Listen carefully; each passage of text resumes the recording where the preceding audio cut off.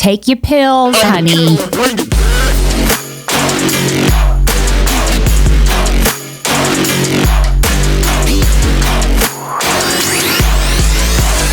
Hello, fuckers. How you doing? Where you been? Where you living? Who's your mom? Welcome to Guys We Fucked. It's the Anti-Slut-Shaming Podcast. I'm Corinne. I'm Krystyna. Welcome to the show. All right. So if you want to email us some of your problems, do you need advice? Do you have a crazy-ass story, good or bad? Sorry about last night's show at gmail.com. Today's subject line, no grown man wants to be your friend. Am I imagining things? Oh. Hi, ladies. So I'm 28, recently out of a long-term relationship, 6 years.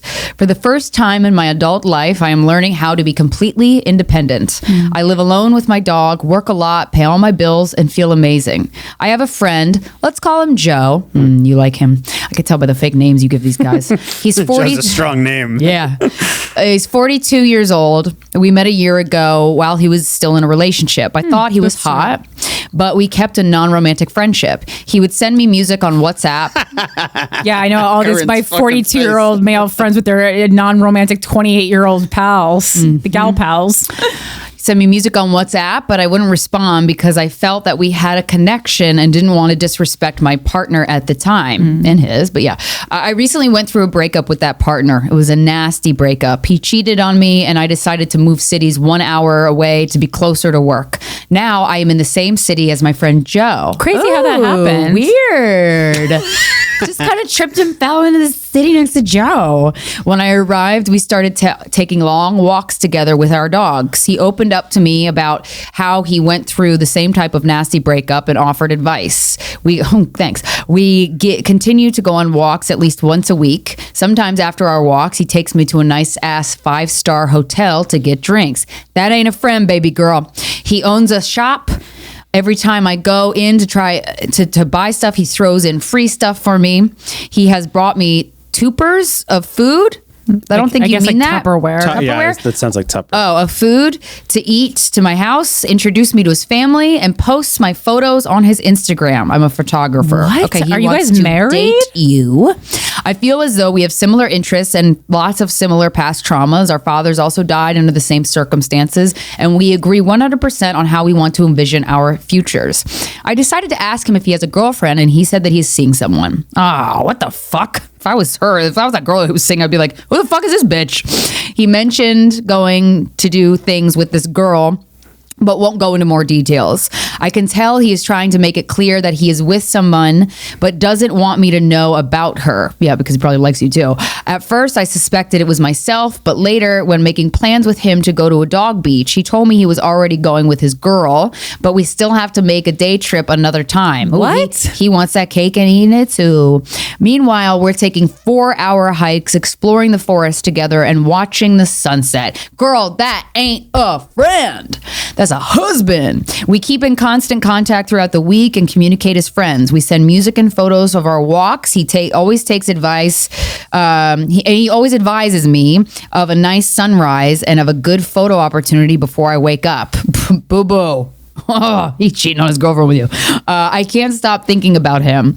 I have this deep feeling he is my person. I even added him on the pattern app, and it says we were past life lovers. Yeah, but that's a lot of people. And that we are extremely compatible. You know who I was also a past life lover with? My darling, my father. So, okay, let's relax here. I know there is a connection, but I'm newly single. I know I'm not ready for a new relationship. When are we ever, really? And accept that I should learn how to be alone, but I can't shake this feeling that we are meant to be together. Hey, okay, well, I'll give you the advice in a second. I know you always say no grown man wants to be your friend, but this guy's acting like he just wants to be friends. Girl, no, he is not. Ain't no friend of mine giving me sunset pictures, okay? Should I even say anything to him or just keep him as a friend, even though I feel there is a romantic tension? Because there is. Well, it's inappropriate on other. If he's seeing somebody, that's fucking rude. I think the more problem here is his behavior, and is this how he acts when he's in relationships? I have an urgency knowing he's seeing someone. I don't want to miss the opportunity. I mean, you already missed it because he's already seeing someone. Do I need to let go of the idea? Am I just replacing one man with another? Possibly. Is this typical new single girl shit? Do you guys guys believe in soulmates? Thanks ahead of time. Let me know what you think.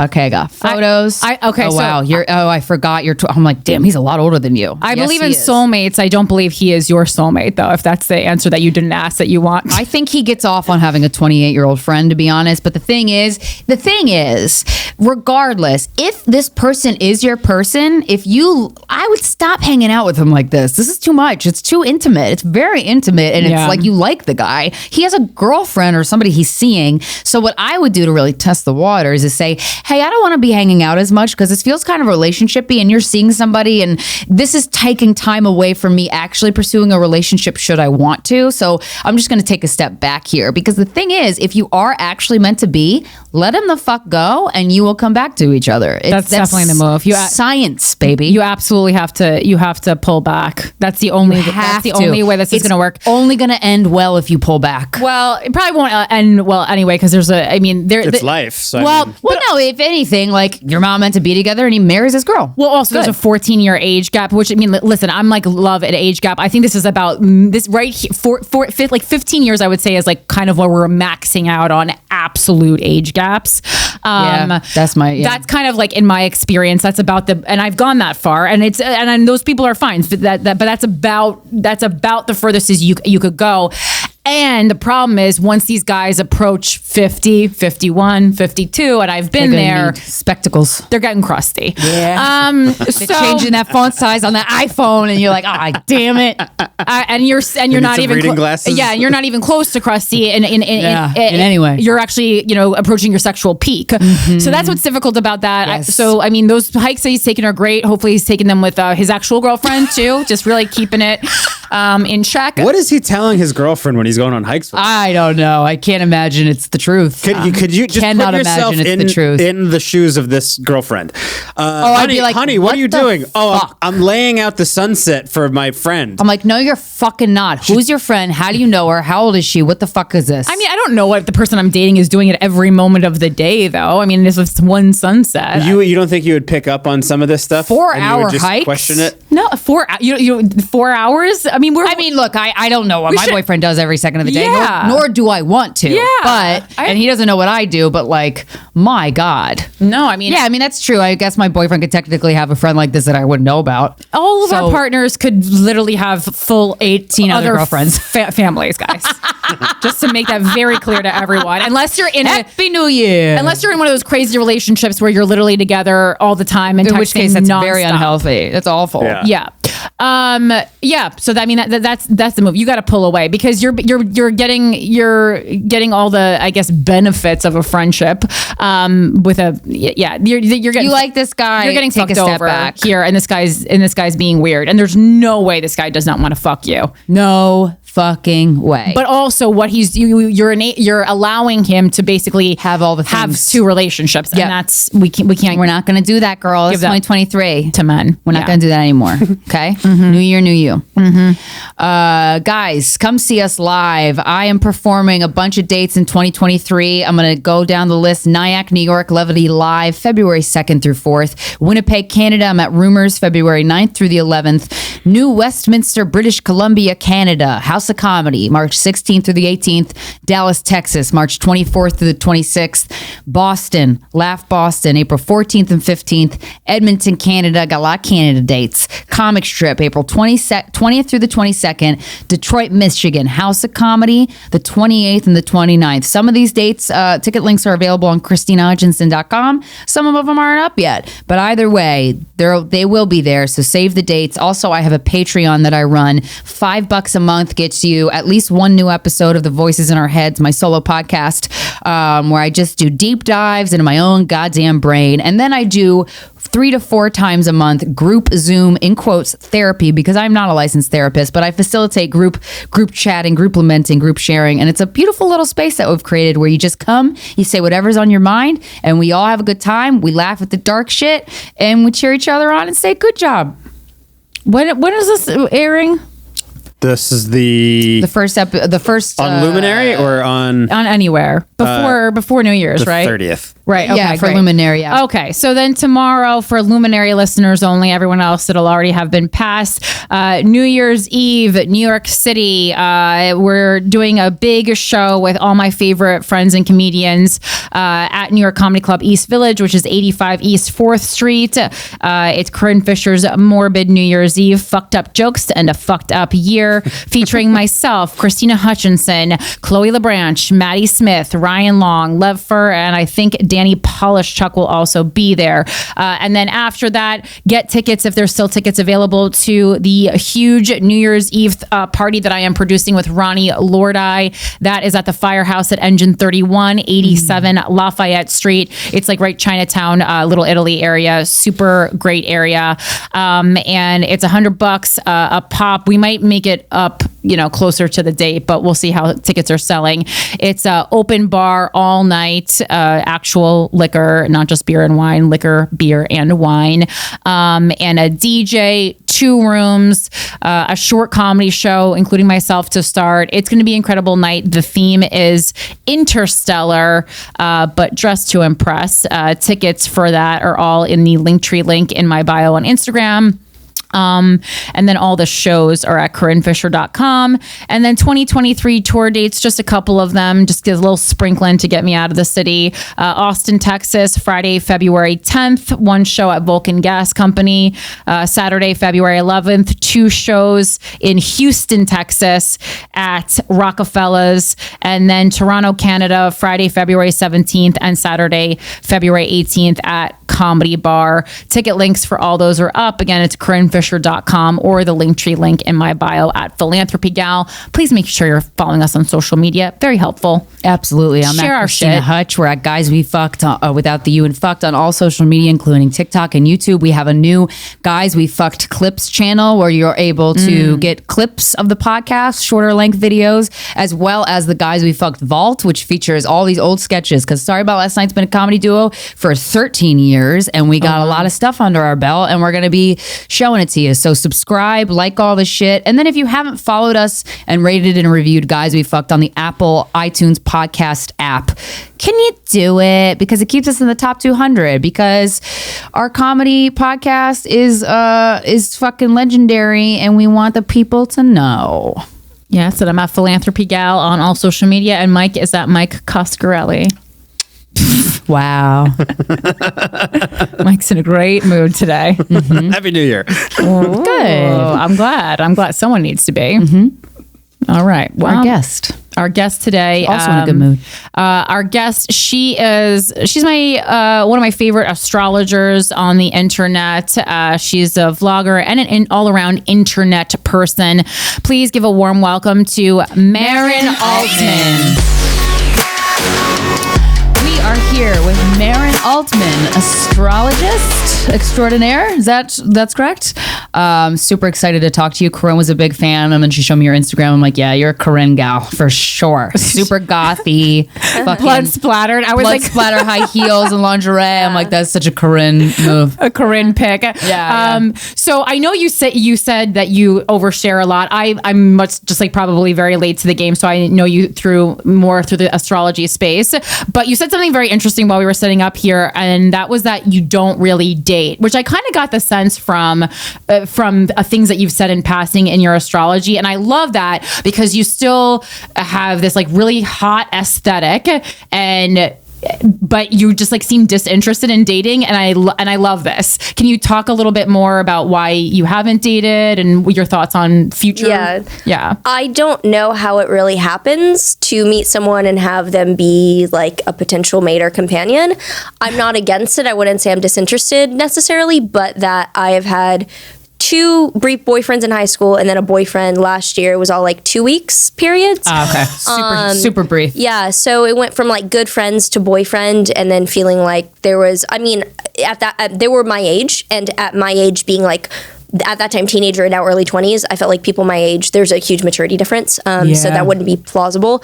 They were very nice people. And then the most recent one about a year ago, turned around and slept with my friend of over 20 years, my best friend. And it was all vlogged. Ex-best friend. Yeah. It was quickly. all vlogged? Yeah. It was during Vlogmas, which I film every day in December. And I'm I'm just like, oh, I don't know where my friend is. And then I realized they had like my boyfriend. Yeah. So that was What'd like you do? horrifying. I'm a very direct person. So I was just like, she asked if she could, it's all on video, by the way, me uncovering this, me doing my makeup and her coming back in to pick up her things when I was like, you just need to get your things and get out. I'm not dramatic. I just draw a boundary. I'm like, yeah, this is disgusting. Just see you later. Get your things out. 20-year friendship. 20 years from like age 2 to 20, from like 3 to 22, 23. Shit. Yeah, it was pretty shocking. So with like dating, I wouldn't say that I'm disinterested, but that I see a lot of people my age just wasting their time. If someone's Venn diagram of like, if we create like a crossover, like that would work. But I don't feel the need to at all cater my life to finding someone. I'm just like chill the way I am. I create a lot. I think I'm now at an age where I would be able to date the people in the older age range that would be compatible with me. And there's a few people that like I could see that working out with, but by no means do I actively change my life for that. I would let it come into my life if so be it. Good head on your shoulders. Were you raised to think like this, or is this kind of naturally how your philosophy unfolded? I am best friends with my dad.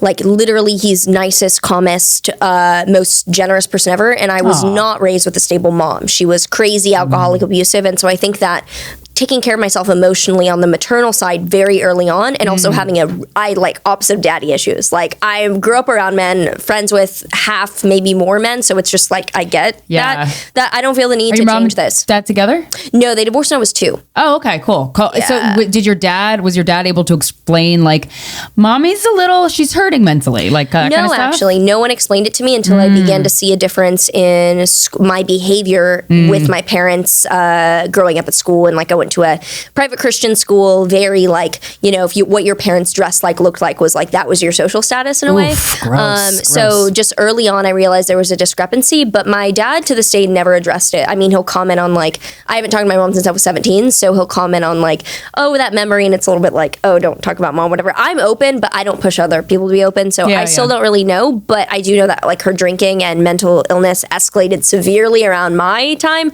My older brother and sister who were over a decade older, it was not the same for them. She was unstable. They got a different mom. Yeah. It was unstable, but they saw it degrade and they were already teenagers when it really went downhill for me. So I'm okay with it. It turned me into like a creative person. Like I'm really, no hard feelings. Like I would not be here without it. But that did lead me to be, I'd say in a healthy way, avoidant attachment style. I don't disclude people, but I don't understand codependence. I literally don't understand going out of your way to depend on someone. I am just incredibly me, and I'm okay with that. And if it changes, so be it. You rolled the punches. Yeah. Nice. Right. I think that's what I was, because I'm like, I'm not sure. I just come across people on the internet, and I think there's some essence of that initially drew me to you, and that's that I found your content to be really engaging and interesting. Yet I was never watching anything where you were talking about sex, dating, relationships, which is normally most of what we see 24-year-old heterosexual women talking. Well, it's you never know. No. I was like, all the kids are bi now. I don't really know. But I remember being an NYU student, and I literally think I was the only person that was like straight. That was straight. I was like, wow, okay, cool. No, I know it's so boring. Like it's so boring. It's so bad to be in entertainment now, and not. I'm like, I let a lady finger me in a sex club, and I was like, I was trying. I need to find something because otherwise my career. I don't even have anything. No, it's funny because I see. I mean, there'll just be commentary about like women my age being like, thrown over. There was a trending TikTok sound. And it was like untouchable, and people were using it sarcastically, being like, oh, me using the sound that I'm untouchable when I've slept with hundreds of people, and I'm like, no, I ass, like I'm nearly untouchable. Like that's just me. Like, but I don't judge, care either way, whatever. But like with me, it's not an avoidance. I'm incredibly open. It's just I don't have a whole lot to talk about. And if I do one day, then it would be angry. It would be insane. But and I'm not closed off or like afraid or anything. It's just like it hasn't really lined up too seriously yet. And if it does, cool. So with Untouchable, how many people have you slept with? 3. 3? Yeah. And were were these, like one was, I'm guessing, the boyfriend that the other person slept with? Yeah, it was my 2 high school boyfriends. Oh, you did. Okay. Yeah, and then my boyfriend last year. So when did you lose your virginity? 17. 17. Yeah. Okay. And did you have like a talk about it, or did it just kind of happen organically? I was dating my boyfriend I had been friends with this guy for like, I'd say like 2 years. And then we started dating and it happened very quickly after that. And I did not feel pressure and unhealthy at all. We didn't speak about it beforehand, but it was I feel like I might be the only girl my age to be able to say this. I've had no harassment, traumatizing any issues like sexually at all. Like ever. Like literally there's been no issue, but it's because I've dated like beta low T men. So it's like, there's not an issue. Yeah. Is that your type? No, I learned early on, I think because I don't want to say a dominant personality, but I definitely have a power to me that when men are younger, that then leads them, like those with mommy issues are like, oh, and I feel like, oh, I'm in control. Like this is just my golden retriever who looks cute. Great. Right.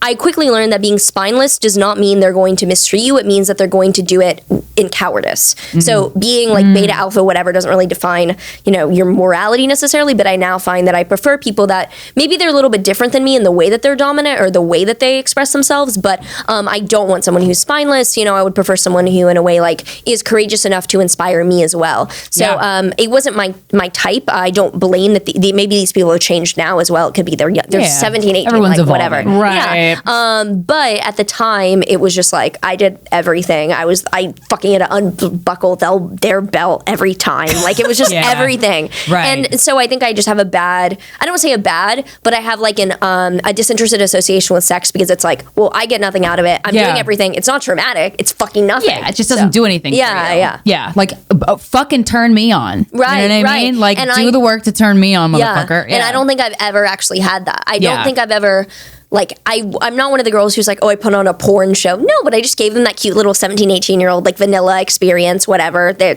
fine for them. But like now it's like I would just not like, no, that's not tolerable. And I don't do anything casual. So yeah. Don't do that. Yeah, I don't know how that arises. Yeah. Well, so have you ever orgasmed? No. Even by yourself? By myself, yes. I was like, with it. girl, Yeah. okay. We got some vibrators in the closet. I'll give you some when you leave. Well, no, I would be interested to hear because it is actually a common thing that we hear. I mean, we used to get emails all the time from people who had never orgasmed, even from masturbation. Okay. But so no one else has made you orgasm. But do you feel like? Do you get horny a lot, or? I'm attracted to people, but I see like bonding with someone. I see having sex with someone is a really, really serious thing. Like I'm someone where that's like I just innately like that is very serious. A lot of energy you're yes, mixing together. Yes. So it is impossible for me to reach that without utmost trust in someone. And the reason that I was able to date people quickly, was because I knew them for like years. Like these two people, I knew like in high school, I knew them for like my whole life. And then we started dating basically. And then the person that I was with last year, I knew for like a year beforehand. So it wasn't as if like it just whatever. Yeah, you were in the energy. Right. I knew them. I trusted them. So with me, that door will not open. And at this point, I would need to date someone who also has enough on the line, probably publicly in a public figure way for that to align. It could not be someone who knows that they like anyone. There's a lot of rumors online about me that are absolute craziness. And some of those are like that they slept with me. I was like, bro, show me the receipts, please. Because that's the most outlandish one. That's the most outlandish That's where you draw the line. Right. So it's just a serious thing to me. And I respect that a lot. And I also like, I don't want to violate someone who it might be like funny to think of, but like I don't want someone to sleep with me and then feel like that was too early for them because they might be pressured of like, oh, this is someone with a status or a public figure, like that. Let me take that. Like no. This has to be like honored between us, that kind of thing. So if it arose and I trusted someone, sure, but I would not jump to that immediately. Yeah. And now, I wanted to fast forward a little bit to the public space. Yeah. So with Vlogmas, you documented, you getting cheated on and losing a best friendship. During Vlogmas, like, did you make a commitment to yourself? Like, I am going to share the most personal things that happened to me. Is that always your promise during that time period? I started sharing my life on the internet when I was like 19, 20, and I entered NYU because I knew that I am someone who I will not be able to look myself in the mirror if I don't go for it. Like I will fall on my face. I literally don't know how. I don't like no, you go for it. So I just started documenting my life, and then when I blew up on TikTok, it escalated been into this archive of my life plus what I was sharing now. So I've been like beyond transparent because I just don't have any, I just live a very simple life and it's insane and absurd. And I honestly don't know anyone that's been through the level of absurdity that I have, but it's fairly like centered just around me. So because of that, yeah. What's absurd about it? I've traveled around the world, had insane situations involved with very insane people in financial, personal, strange ways. All of it's basically documented online. I literally like look at planets for a living. I grew up like being an actor, like doing musical theater, singing. Now I'm here. Just the amount of insanity of like day-to-day basis. I can't get on a flight without there being like a bird in the cabin or something just crazy like that. Oh, that's fun. I love when weird shit happens like that. Right. So there's no day. I think like everyone has their gifts in life to manifest. Like some people are able manifesting money, whatever. The mindset is there. My mindset is there around my life will be entertaining and insane, and I will try everything, and I will win at it in some way. That's my own way. So it's like that doesn't stop. But yeah, I do.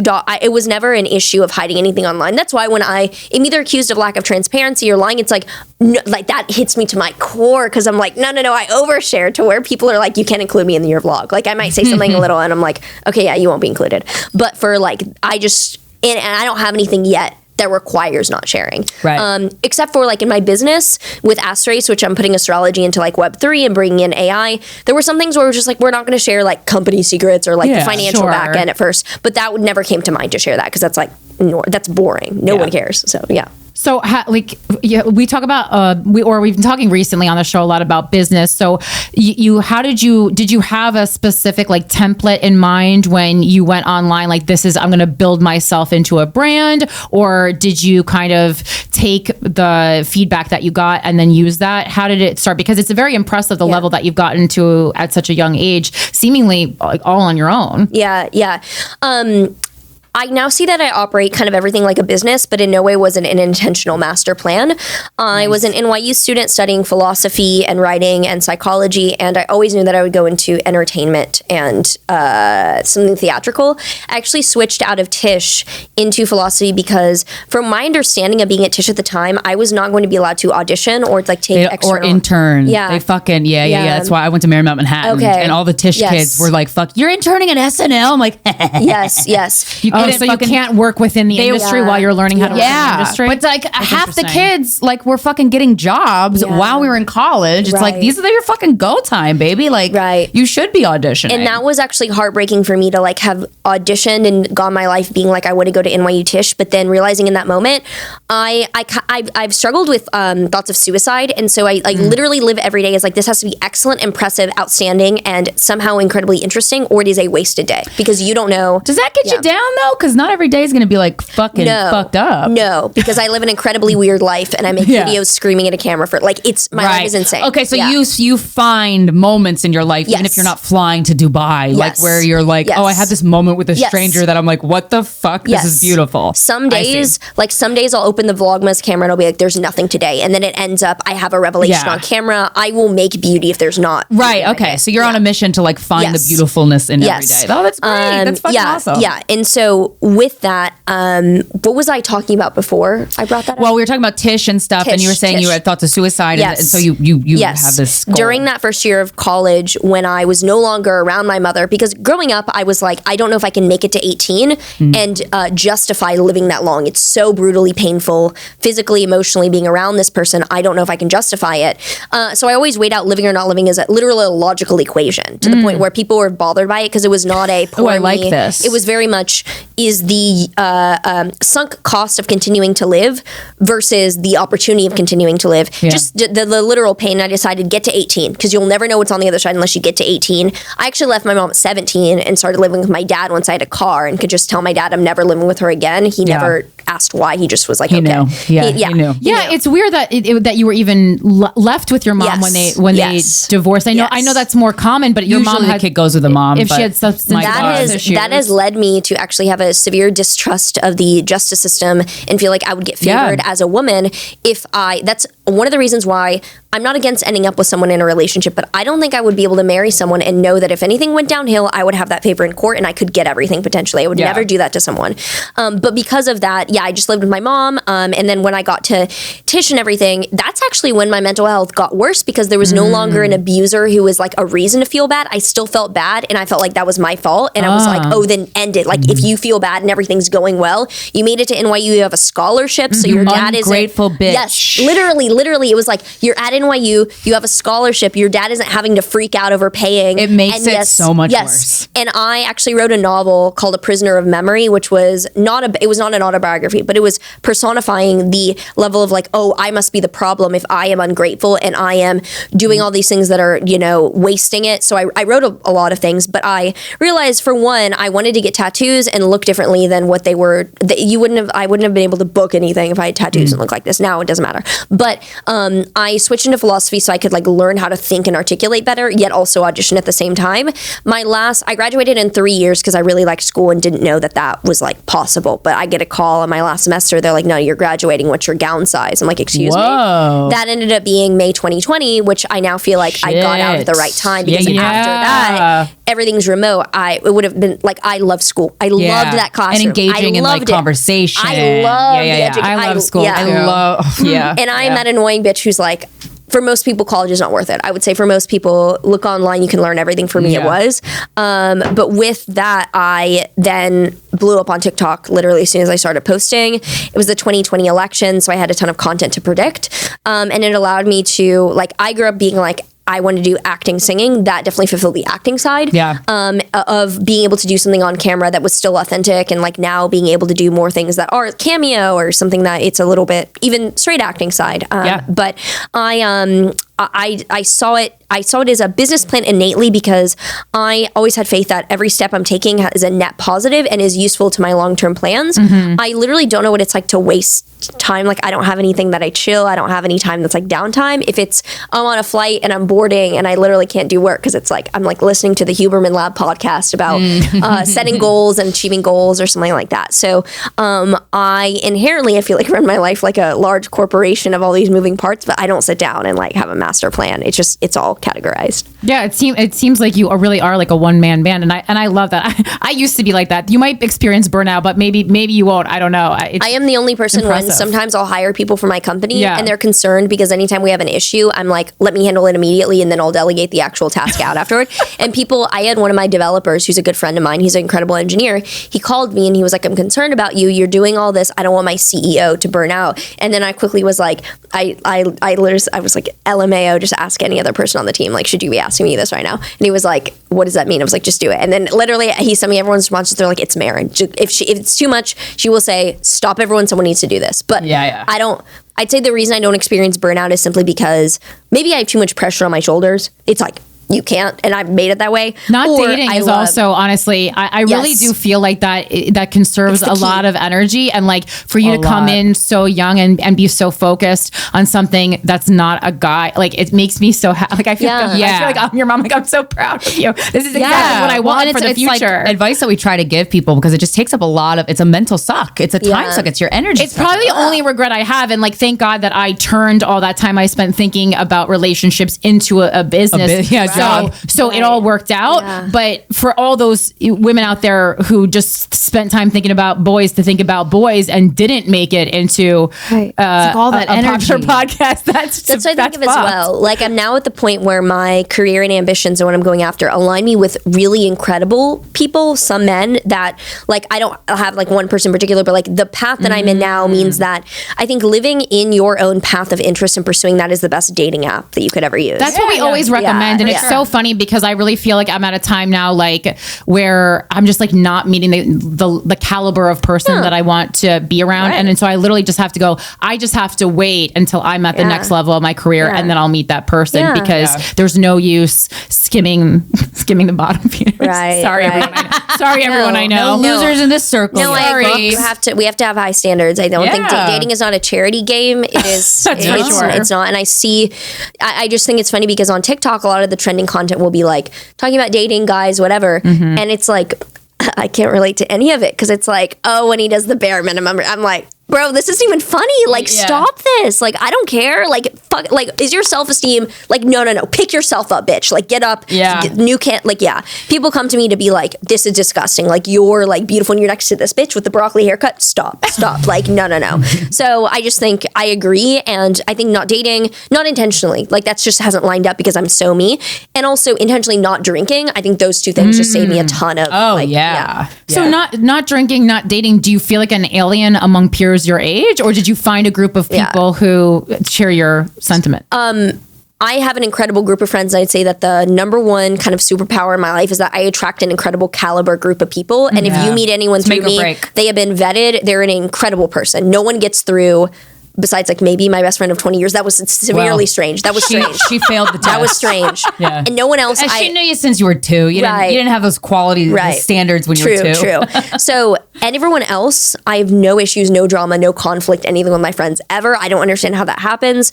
And none of them are heavy drinkers. I did some have like wine when they go out, but like I don't know anyone that's like a partier drinker. I mean, actually, wow. So that means they're not trying to run away from their feelings, which is a nice energy to be around. I think when I was in college, I was very lonely, not because people at NYU were crazy partiers, but because like when you're, I'd say teenager into early 20s, it can feel a little bit like if you're, I don't even want to say mature for your age, it's overused. But if you have incredible ambitions that do not revolve around the immediate gratification of your life, that alienates you because usually those thoughts are people in their 30s. But then I did yoga teacher training and was a yoga teacher briefly. And that connected me with people. You've led like 18 lifetimes. Because I knew I wanted to be doing something that brought me a little bit of income. I couldn't live off of $30 classes, but I wanted the energy of doing something in my own merit. So I was a yoga teacher that quickly ended because the songs I was playing were too explicit. And oh, girl. My girl Ashley has a yoga studio and she plays like bump and grind shit. I'm like, I did too. I would love but it was that. It makes you want to do yoga more. I would cry during yoga. Like, I mean, I would like, because that's why I like Soul Cycle, because you're you're like doing something that's like kind of like not, I understand though. It was like Lil Peep being like, I'm gonna kill myself, and that was like, but you know, that was me, and that was me. So yeah, that was me. But anyway, of course it was Lil Peep. That's so hilarious. I listened to Lil Peep on the way here, but I like living that life of a yoga teacher meant that I could meet some people in vastly different ages. People get into yoga teacher training 20, 40, 50, it's whatever. And that was the first group of friends that I made that felt like no matter what age we were aligned on values. Not all of them are not drinking, whatever, but it was like everyone felt grounded, and I'd never seen that.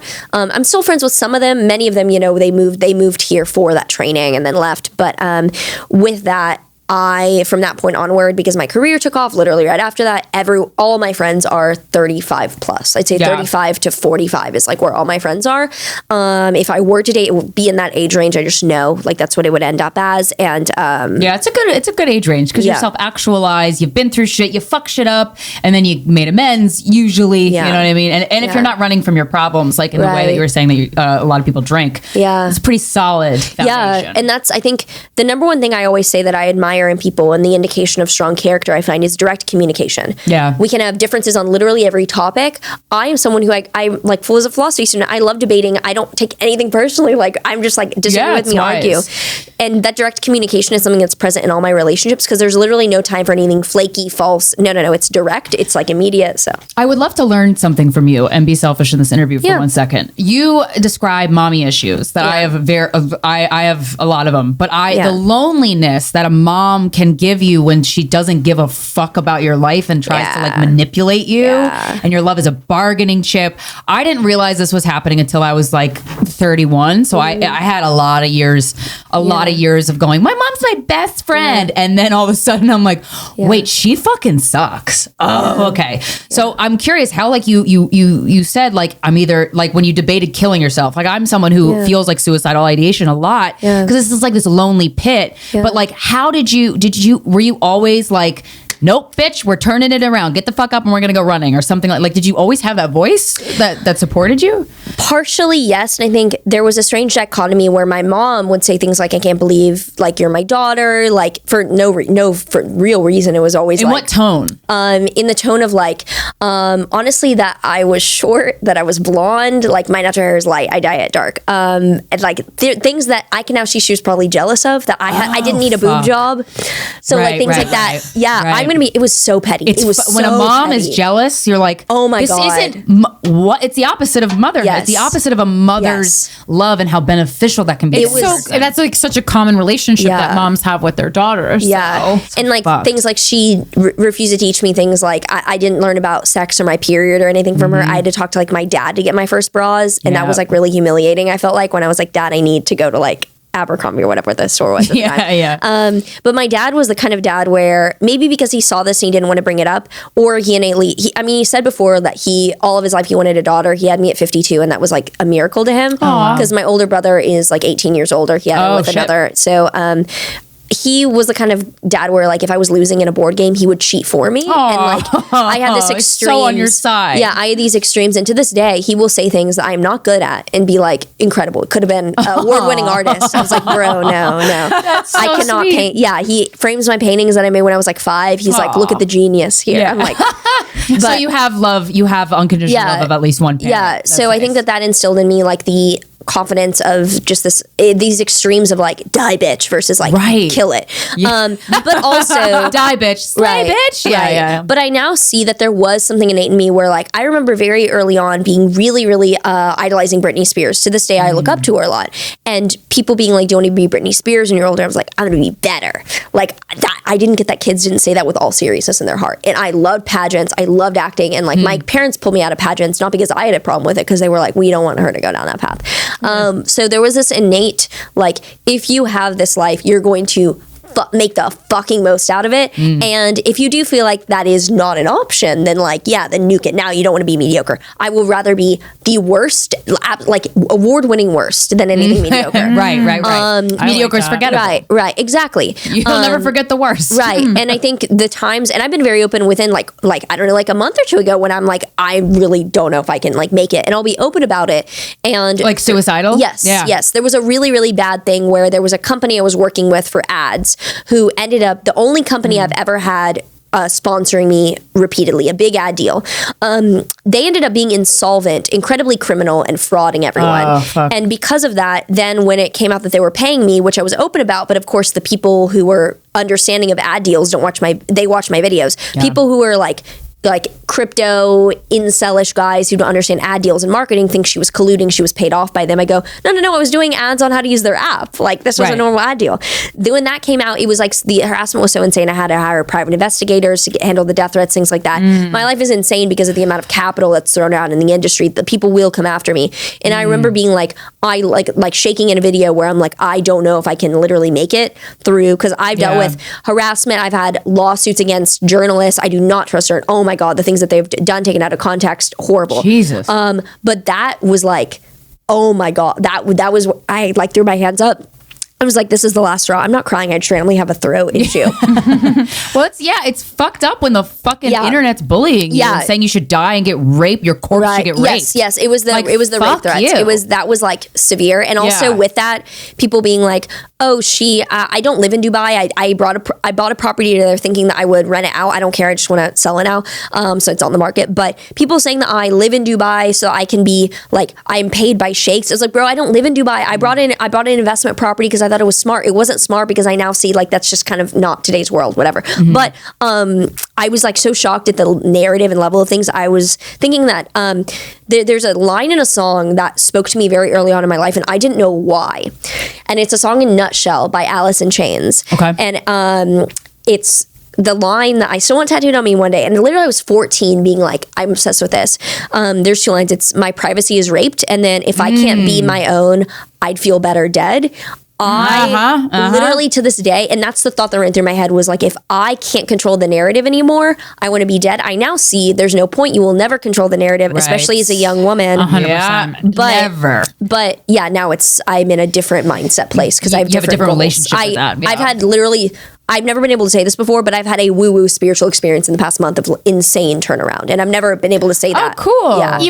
Even though many consider astrology to be in the woo-woo space, and that's where you work, you yourself have never had an experience until this month? No, I see it as pattern recognition and analysis. So I'm seeing cycles. Other people who might be intuitive astrologers, I consider that a completely different practice. Yeah. I'm like, Yours I literally is like more don't mathematical. know. Yeah, exactly. It's first order logic.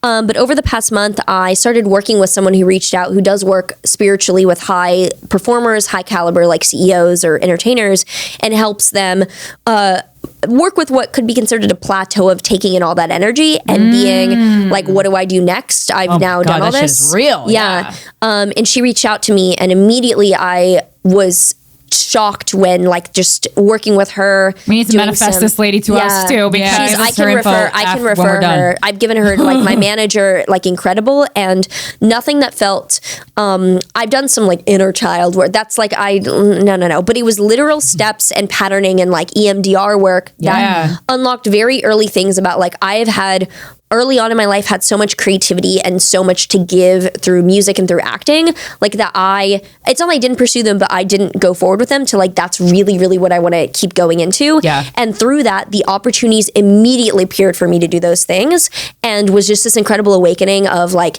me feeling like at 24, oh, I'm too old to go into like firm entertainment and not just social media. And then me being like shocked at like, did you just say that? Yeah, like you just said you're 24 and you're too old for these things. Yeah. If anyone's in a better position, it's me, who's already crafted out a niche, has a platform, a really loyal following, and the connections to go after this. So I remember just like calling my manager and being like, we need to get me back into like voice lessons again. Like I'm going to learn how to like scream correctly to do the album that I really want to do, because I don't give a shit what label signs me, whatever. I have something to say. I write songs all the time for a decade. Like we're doing it. And it felt like for the first time since maybe I switched out of acting and did that like on the side so I could do TikTok basically. Since then, it was like this leap that's like, it's going to happen. And the universe fucking there to catch me. No worries. I never had an experience like that where it was not like a painful, like, oh my God, I have to do this or that. I've never felt so like awakened in that way before. So yeah. And that's important. And also, I mean, just with the age thing, that's, we've had this show for 10 years. So if from our 20s into our 30s, and that's like the biggest lie that people will tell you, that, like 35 or something as a woman is old, especially it's something that's reinforced so much in the entertainment business. And it's like, I look better than ever. Literally depends on the individual. Like there's some women look, not even looks wise, but they look or behavior or whatever. Yes. At 20, and then like me without makeup, I look like a fucking child, but I get that my energy is really old. So people often be like, oh, I thought you were like 35. And I don't even take it personally. I'm like, cool, great. I'm glad I'm mature. Like, phenomenal. No, that's good. I mean, it's nice to have someone, to be 24 and to be able to just like, come on and speak and we get a sense of who you are. Right. I think a sense of self. I mean, we're stand-up comedians. So like you're finding your voice for like 10 years. But also in real life, you have to find your voice, whether or not you are a stand-up comedian. Right. We just have to find it because our wallet relies on it. But everyone's lives depend on it. I'd say me too. Not that I intended it to rely on it, but as someone who's always been a very specific, concise, overt communicator, I like didn't, and I now see it like both as nature and the nurture of like, if my mom is crazy drunk right now, I have to say things in a very clear way to minimize the fallout. To this day, I say things that I wouldn't say minimize fallout of controversy, because I don't give a shit. Take me out of context. I've had it with mainstream media, like take me out of context, whatever. That just means you're doing well and everyone's hating on you anyway. Exactly. But I think it is, if anyone's giving me the time of day to listen, that is an incredible gift, and that is not anything I'll take for granted. So I will make it the absolute most of your time. You might have to slow down my video, but that's your choice on what I'm giving you. So that's okay. But I will not dilly-dally, ramble. I think that particularly women have a hard time taking up space today. And therefore they speak in like tongues or rambling. And I'm like, stop saying you're sorry. Stop saying if this makes sense. It either fucking makes sense or I will let you know that it doesn't. So we'll stop this. I think that it's like a blessing to have the time to speak with anyone. So like I don't want to waste it. Do you doubt yourself? That's so weird. Anytime I brought up something like interesting, I've had to throw it. Yes, and then I laugh at that. I'm like, you're fucking Maren. Like, stop this. But I do. For example, like now getting back into voice and singing, I remember when I was 17 and I was in voice for years with the same person, they told me they wouldn't work with me again because I was fucking up my voice trying to learn how to scream. And it made me like stop listening to music for like a year. I couldn't even turn on music because it was like, these people didn't fuck up their voice trying to scream. You did. But now I'm like, no, I'm going to learn how to scream properly. Which can be done. And I'm now even like learning, like, it's easier than singing in some ways. And once you realize the technique. Sure. And I already talk with vocal fry, so I'm like halfway there. Hell yeah. You started, so your first TikToks were about the presidential election, astrology. How did you, I mean, you have an extremely advanced knowledge of astrology, and because you are going from this mathematical point of view, like, how did you learn this? It seems incredibly hard. And then you'll just do these videos where you're looking at a chart and you'll be able to talk straight for 10 minutes. Yeah. And are you writing that down, or are you just going from looking at the chart? I got into astrology literally as soon as I was learning to read. In the newspaper next to like comics and cartoons was horoscopes. Okay. I remember then my mom had like a Sony computer, and I remember Googling like my natal chart and placements throughout my entire life. I could not stop. It was acting and memorizing things and learning nonstop, and it was astrology. Always, always, always, like both were just such extreme constants. And I never let up, which meant that by the time I was a teenager, I'd read every forum online. I'm pretty sure I set up a Google search so that any specific keywords or something new I would come up on. Whoa. I was voraciously obsessed Like in little like rabbit Matilda. hole. Yeah. And I didn't realize that other people didn't dedicate like extreme knowledge to something, and then it led people to immediately, as soon as I blow up online, be like, you took that from me. I'm like, bitch, I don't know who you are. Like, what are you talking about? Like, this is just me and my obsession. It means I missed out on, not in a bad way, but like dating and these things. Like, this is what I did instead. Yeah. So at this point, for a YouTube video, if I'm not looking down, it's all in my head. If I'm looking down, it's because they're pointers I want to hit, but my scripts are not scripted words. It's like, make sure you talk about this transit, this transit, this transit. So most of my scripts are actually for my editor to follow along with graphics she puts in. But I also know that for me, if I'm editing my own videos like Vlogmas, bitch, if I have to look down at a script for 1 week, 2, that's editing time. So like, no, we're just going to get it out. So like, yeah, I think scripts and napping, things I avoid, and I don't, no. Well, what was it about astrology that drew you in? It was being able to see that there was this architecture to the universe that you might be able to peer into. And I grew up playing The Sims, and I loved having a world. Yeah. And I don't care to control the world. I don't know. Whatever. I want to be entertained. Show me. But I think having that bird's eye view was an incredible, like, stoic moment of I can accept reality and this can help me do it. And it's just fucking fun. It's just fun to be like, oh, what's coming up? Let me check this. Feels a little bit prepared. Yeah, and it's fun, and it feels like a mapping out of the architecture of reality that I get to peer into. Do you ever feel like you know too much about the future because of it? People ask me that a lot, and like, no, Yeah. I'm just very like stoic. Like, I can see horrible things coming up in my life. I'm like, chill. Can see great things. I'm like, chill. So. Yeah. Is it always right? Or like, do you find like you interpret it incorrectly sometimes? Oh yeah, no, I have incorrect things. Right. I don't have situations where it's like an event happens or doesn't happen and I had no idea wildly up. But what happens is that there can be something disruptive in a certain part of someone's life. Maybe that part of life deals with both. Like, the same area of the chart deals with creativity, children, and sex. So I have to use my reasoning with other factors involved to determine, for this person, is it going to be creative breakthrough, breakup in their relationship, suddenly like miscarriage or disruption in kids. I have to use my reasoning with that. So sometimes I can be wrong with the context, or literally usually the error is that I am writing everything out by hand online, and sometimes I can put moon instead of Mercury. Then that gets trailed down 3 videos later. I'm still using that verbiage. Like today, I figured out in a video I did for Virgo in 2023, I talked about the wrong thing, and I'm like whatever. Like, I can't believe that. But usually it's a human error, which is what I'm trying to solve with like just bring in AI, because that's what's going to handle this anyway. So, I mean, do you believe like some people are like, I can't date this sign? Are you into that at all? Because I mean, we spoke to another astrologer, and she was like, I think that astrology just tells you some of the troubles that you're going to come across in the relationship. But she's like, I think any 2 signs can technically be compatible and work out.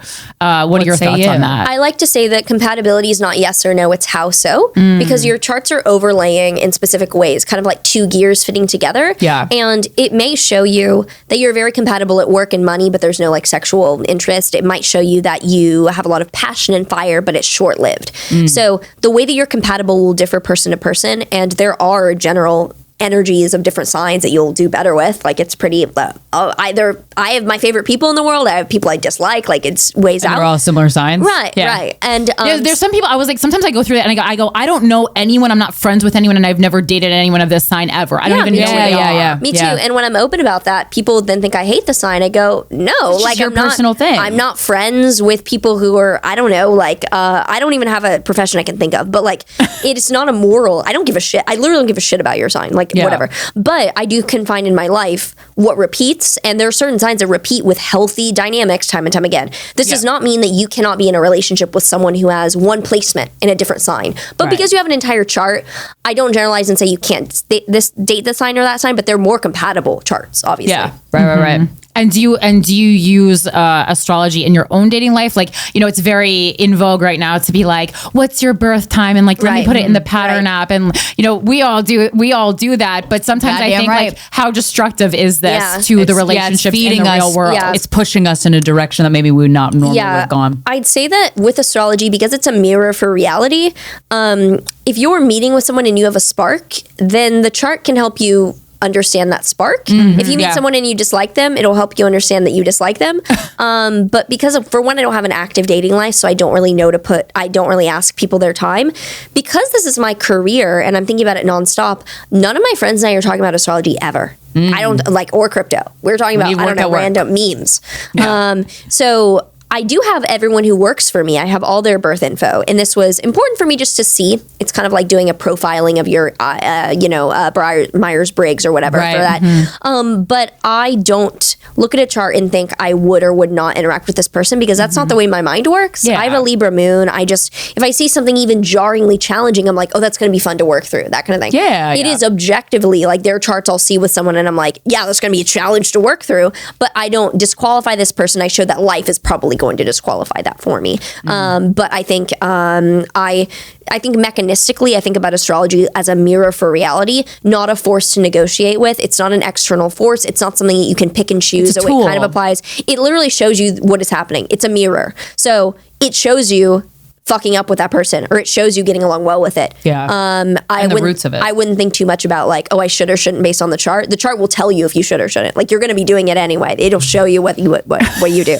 Yeah. It's just reflecting back. Yeah, exactly. So do you think of yourself as like having a gift, or do you think that like if anyone spent their whole youth studying astrology the way you did, that they could have the same grasp on it? Both. I think that anyone who studies nearly anything can gain a decent understanding. I just operate at like extreme mental hyperspeed on everything I do, and I think if there was anything I set my mind to, like, I can be great at it. It just happened to be astrology is the biggest bit, like time, and I love patterns and like cycles. Yeah, apparently that's one of the, yeah, exactly. High probability that's one of the many things that I undiagnosed. I think I'm autistic. Many things adding up to this, and like the fixation on red, fixation on patterns and cycles. I'm like, to me, that's like how I work. Yeah. And so yeah, I think nature and nurture help out with that. And what do you think it was about you that made you like rise to the top, as far as like? And there's a lot of online astrology. I mean, I'm just scrolling through TikTok. There's so many people with tarot decks. We're doing astrology. And I'm like, to me, it feels almost dangerous, because I think you have to be careful with this kind of stuff and treat it with respect. Yeah, with respect. Yeah. So what do you think people respond to most about the way you read charts? I think with astrology and anything that is a little bit more niche, there's a large percentage of people that are absolute idiots. And then there's a small percentage that are geniuses. I'm not calling myself a genius by any way, but like there's a lot of things where I'm just like, what in the fucking world? Like sloppy. Like don't be sloppy. Or like there's this like magic, woo, interesting. It's like no. Pattern cycle here, deliver.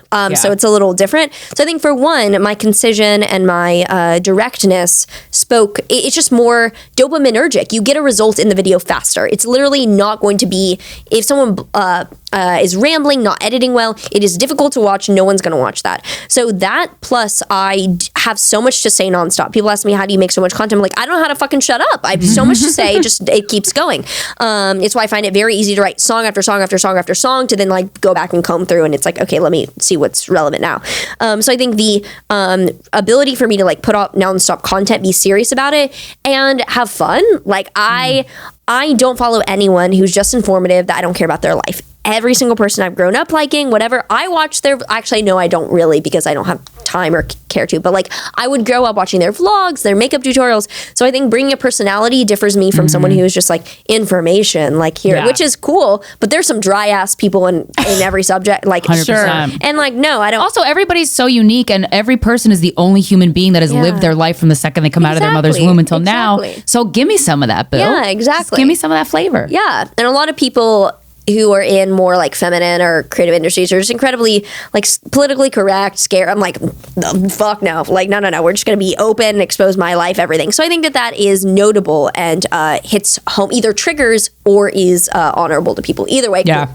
Yeah, because you are kind of very like into, you talk a lot about like free speech and stuff like that, which I love, especially as a comedian. We talk about that a lot on this show. God. We've certainly gotten into our fair of pickles. But it's also interesting to see from someone, Gen Z, because it's only seemingly gotten more politically correct. And the fact that you went to NYU, I would think would just kind of reinforce that a lot, because I'm always curious for people who have graduated the college system, recently. Did you come across problems with your mindset? Yeah. So growing up, people assume, oh, you're from Texas. No one, they call me like Maren Alt-right. I'm like, shut the fuck up. I hate, but like, I'm just not even political.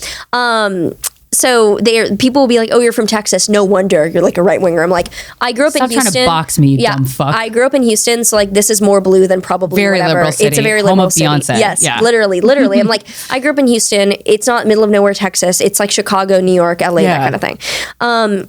When I got to NYU, I didn't realize I was a little bit confused. Like, I remember someone telling me that, this is verbatim, someone telling me that I clearly had internalized homophobia because I was a very feminine presenting cis woman. And I did what?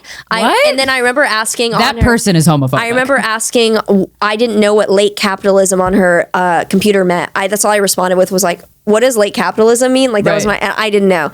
And so I remember being a little confused. And I remember asking my dad some things because we were learning about like why in a performance studies class, it was saying that this map of some colony was like racist, and I didn't follow. It was like the map is and I was like, I don't get it. And I remember people shocked and like, oh, you don't understand that like everything is racist or homophobic. Right, but you're just like, I don't please teach me what the concept, because it can be racist, but like if you don't fucking know, and educate me, please. Right. Yeah. And then I remember being like, it's not my job to educate. I was like, what? But I'm in school. Like, what's so you're at the time, literally I was in school. You're in a place where you're literally paying people to educate. And then we went to Washington Square Park with a teaching assistant. And I remember looking at people and commenting on the way they walked, and some people would be, the thing was like internalized racism. I was like, bitch, he has a fucking like limp leg. Like what are we talking about? You were just seeing unique, people that you hadn't seen before. I didn't have a word for that, being a little bit feeling like, let's just be like person to person here. Like there were some people with certain identity, like, can we just fucking everyone be themselves? In the same way, though, because I have such a fucking gripe with that. When a kid goes up to a person in a wheelchair and goes, why are you in a fucking wheel? They don't say fuck, but like, you're in a wheel, your legs don't work. Why? Yeah. That's just a kid not knowing. That's just not offensive. It's not offensive at all. Kids going, what's this? Teach me. It's kid something I've never seen before. And that parent's reaction of shh, that is what I hate that shit. Yes, because that puts a fire blanket over your curiosity. Shame. And then if you're afraid to be curious, you're fucking done. That's the people who now feel awkward saying any sort of race, gender, whatever. Like that's why people are now scared to say anything. That's whatever. And it's like, well, we still need to learn about each other. I would like to learn. Yeah. Can we just speak like we're people? Like, please. Right. So I think being at NYU, I didn't realize at the time that was a confusion on my part, but my reaction internally was like, you have to be an upstanding citizen, like all the things, all the flags. You have to have the right thoughts and the right curiosity. And I didn't realize that was happening. I can now see, and that's why when I see people who are very activism oriented, I literally feel for them. I'm not even triggered. I'm like, I see and I understand you. And I'm someone who's like been vegan since I was 16, like all these things, but I don't give a shit what you eat, whatever. Like that's just me. Right. Like cool, I feel great doing it. It's not your identity. It's just how you want to live your life. I don't. And the when I was younger and I pretended to really care and be like, oh, I have a bracelet that means I can't eat with you unless I didn't really give a shit. It was all performative and I didn't realize that. I literally did not realize that. I did not realize it. I still the internal cause of me being like, I'm gonna minimize harm, whatever. I don't give a shit, whatever. I'll go at dinner with you anywhere. But that then when I blew up and I was accused of like every ism or obia, me being like what? Like I remember taking a step back and being like, I remember taking a step back and being like, I did not do any of these things, but I'm a presence of toxic whiteness anyway. I will do. And that was like, I remember literally that was when people in my family were like, wake the fuck up, please. And then I remember literally the next day I tweeted at wokeness will cannibalize itself. And I lost like half my following overnight. And since then I've had no apologies, been like, I am incredibly honest, straightforward. I don't care about any of this drama, whatever. I don't have any side either. I'm just me. And I think more people need to just be themselves, worried about themselves.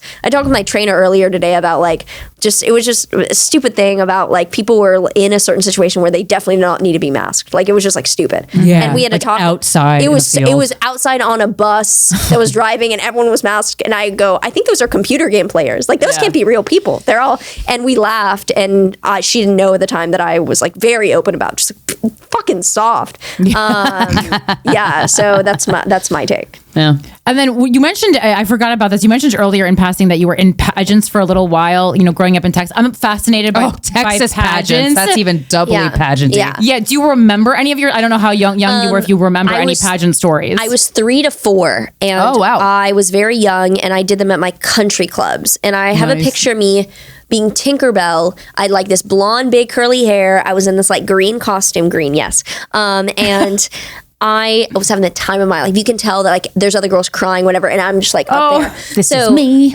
I have no crazy stories because my parents quickly, within like a year of doing a couple, quickly put me into acting because they were like, if you enjoy this, we don't want you to just be doing this on stage. Yeah. I know I had a great time, but then I grew up and I saw people who were still in it who were having just like the crazy moms and I was like, yeah, there's a lot of shit with pageants. Yeah, so It's I have odd. no regrets, but to this day, it's like when people are like, "Oh, just wants to be in camera," I'm like, "Yes, I love doing this. Like, I love being up," and I respect people who are background people because I can't relate. So, Yeah. And I guess to wrap it up, I think the most valuable thing maybe for our listeners and for me definitely would be like I know there's a lot of talk about like we live in a society that overworks itself and a lot of Gen Z is kind of like work less, enjoy your life. But I agree with that face that you just made. Can you talk just like a little bit about like that concept and how you can still have fun in your life by achieving things? I think a lot of these like, yes, queen, louder things are just a pendulum swinging back and forth. Mm-hmm. Obviously, if you are laboring to death in like a fucking factory, please, take time yourself. If you also are lazy as fuck, please, ideally, don't be, but I mean, your choice, whatever. It's all everyone's choice. Mm-hmm. If you want to be the person who is online talking about rest, relaxation, toxic, capitalism, whatever, okay, be my guest, like that's fine. That doesn't resonate with me. I kind of tried that thing of like, I need to embody my feminine. I love working nonstop. I love at the end of the day being like, I killed it. And maybe one day that'll change. Maybe one day. But I love what I do. You can see like, oh, you're privileged because you're pretty, so you got... Like I let it, like, I don't know. I work so hard with that being like, okay, so maybe genetically benefited. I will work harder then because of that. Like I will. Like what are you gonna do? Hit yourself in the face with a brick? Are you mad? Like fuck you, whatever. So because of that, I love what I do, and I think that when people ask me how are you productive, motivated, I don't need to think about those things because I am in an alignment where when I begin to feel like I don't want to do something, like I no longer want to do private consultations, I will stop doing them. Mm-hmm. Is that kind of scary because it brings in substantial income? Sure. However, what's the worst case? I end up on the street. Someone is giving me whatever. It's not going to happen. But like, I think about worst case, like, sure. So what? Whatever. So I think that if you are struggling with like, oh, I'm working so much, do I need to rest? This dichotomy between rest, recover, and also hustle culture. Just do whatever the fuck you want. I don't care. Just go with the natural flow of what your body and mind are telling you. And a lot of times when people are like, they don't realize they've been on fight or flight their whole life and they're fucking tired and that's why they can't get to work. Like that. So it's like, you got to investigate that shit. Versus like, I think, and I know this very well growing up in like an environment that was so fight or flight versus just literally having endless energy. It just doesn't end. It doesn't end for what I want to do. And not everyone is like, I've learned not everyone is as dopaminergic. I now see that motivation and more that is dopamine. Like, oh, you're on Adderall. No, I've never taken Adderall. I don't need it. Do you see? Like, no. People always think I'm on cocaine and I go, that's life, baby. Yeah, literally. Like in New York, you'll never find anything decent. So no point. So like, no, not worth it. Good to know. Yeah. But with like the hustle versus, we don't need to fucking fight about it. Do whatever you want. I'm going to kill it. If you want to argue about it, you're wasting time. Decide what you want to do and commit to it. Nice. Where can we find you? Where can people follow you? Maren Altman on anything. On anything, Maren YouTube, Altman. TikTok, Instagram, Twitter. If there's any accounts with the weird underscore saying text me on WhatsApp, Fraud. never me. I will not. I don't give a shit. I You'll won't never ever text message somebody you. if they want a reading. That's been happening to everybody I know that does tarot. They're like, if I ask you if you want a reading, it's not me. Yeah. I'm like, Jesus Christ, there's so much. So yeah, scammers. Maren on everything. Maren Altman, or sometimes it's just Maren, but like Maren Altman. You'll see my face. Yeah. Thank you so much for joining us. Thank you for I appreciate having me. it so much. This has been Guys We Fucked, the anti-slut shaming podcast. We'll talk to you next Friday.